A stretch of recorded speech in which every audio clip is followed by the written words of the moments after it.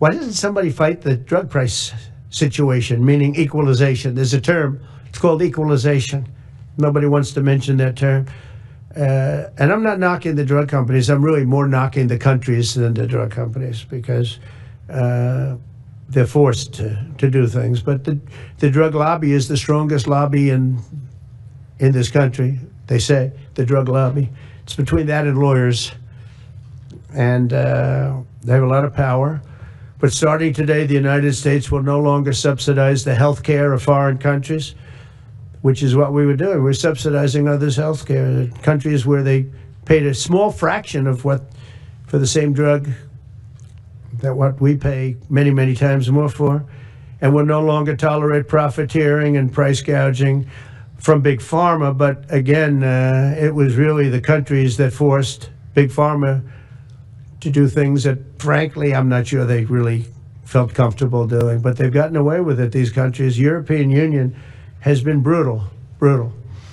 And the drug companies actually told me stories. It was just brutal how they forced them. And European Union suing all our companies, Apple, Google, Meta. They're suing all of our companies. They end up, they have judges that are European Union-centric, and they get rewarded 15 billion, 17 billion, 20 billion, and they use that to run their operation. Not going to happen any longer, that I can tell you.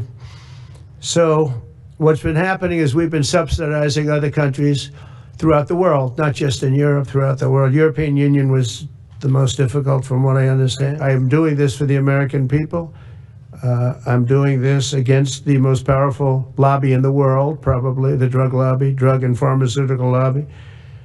But it's one of the most important orders, I think, that's ever been signed, certainly with regard to healthcare or health in the history of our country, and it's an honor to be a part of it. And I'd like to ask Robert F. Kennedy to say a few words, please. Thank you. Thank you, Mr. President.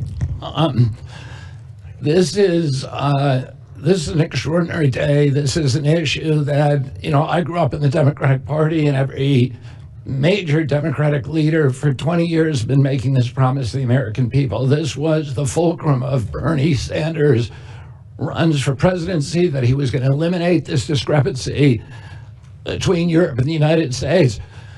But as it turns out, none of them were doing it. It's one of these promises that politicians make to their constituents, knowing that they'll never have to do it. And the reason they'll never have to do it is because they know that Congress is controlled in so many ways by the pharmaceutical industry. There's at least one pharmaceutical lobbyist for every congressman, every senator in Capitol Hill, and every member of the Supreme Court.